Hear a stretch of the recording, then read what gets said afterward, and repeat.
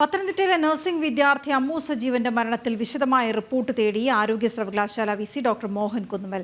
പ്രത്യേക അന്വേഷണ സമിതി നൽകിയ പ്രാഥമിക റിപ്പോർട്ടിൽ കൂടുതൽ വ്യക്തത വരുത്തി വിശദമായ റിപ്പോർട്ട് നൽകാനും വിസിയുടെ നിർദ്ദേശം. കോളേജിന് സംഭവത്തിൽ വീഴ്ച പറ്റിയോ എന്നും ചികിത്സയിൽ പിഴവുണ്ടോ എന്നും പരിശോധിക്കും. പത്തനംതിട്ടയിലെ ഹോസ്റ്റലിൽ നഴ്സിംഗ് വിദ്യാർത്ഥിനി അമ്മു സജീവ് മരിച്ച സംഭവത്തിൽ കുറ്റമറ്റ അന്വേഷണം നടത്താനാണ് ആരോഗ്യ സർവകലാശാല വിസി ഡോക്ടർ മോഹനൻ കുന്നുമ്മൽ നിർദ്ദേശിച്ചിട്ടുള്ളത്. ഇതിനായി രൂപീകരിച്ച പ്രത്യേക അന്വേഷണ സമിതി വിശദമായ വിവരങ്ങളാണ് ശേഖരിക്കുന്നത്. സമിതി തയ്യാറാക്കിയ പ്രാഥമിക റിപ്പോർട്ട് വിസിക്ക് കൈമാറിയിട്ടുണ്ട്. എന്നാൽ നഴ്സിംഗ് വിദ്യാർത്ഥി അമ്മുവിന്റെ മരണത്തിൽ വിശദമായ റിപ്പോർട്ട് തേടിയിരിക്കുകയാണ് ആരോഗ്യ സർവകലാശാല വിസി ഡോക്ടർ മോഹനൻ കുന്നുമ്മൽ.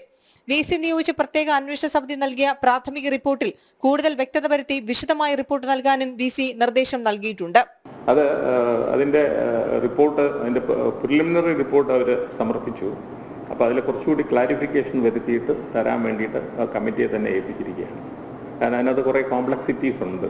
ട്രീറ്റ്മെന്റിനെ കുറിച്ച് ഒരു വലിയ പരാതി അവർ ഉന്നയിച്ചിട്ടുണ്ട്. ഗവൺമെന്റ് ആശുപത്രിയിൽ നടന്ന ട്രീറ്റ്മെന്റിനെ കുറിച്ച് അതിപ്പോൾ നമ്മൾ ഗവൺമെന്റ് തന്നെ അന്വേഷിക്കണം എന്ന് പറയേണ്ടതുണ്ട്. പിന്നെ നമ്മളെ സംബന്ധിച്ചിടത്തോളം whether there is a failure of the college, failure of the system, failure of the university also.